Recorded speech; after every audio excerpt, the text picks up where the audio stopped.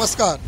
RV22 news मध्ये आपलं सर्वांचं मालेगाव मनमाड महामार्गावर कुंदलगाव शिवारात मालवाहू ट्रक गेला विहिरीत. वाहन चालक सहचालक अडक. मालेगावकडून येणाऱ्या मालवाहू गाडी नंबर TN 88P 1560 ला पहाटेच्या वेळेला कुंदलगाव शिवारात चौधरी माळ्यातील विहिरीत अपघात झाला. या अपघातात चालक आणि सहचालक गाडीत अडकले असल्याची माहिती मिळते. मालवाहू गाडी मालेगाव येथून बीड येथे कांदा माल भरण्यासाठी जात असताना अपघात घडला. मालवाहू गाडीतील चालक सहचालक गाडीत असल्याने त्यांना वाचवण्यासाठी नागरिक धडपड करत आहेत.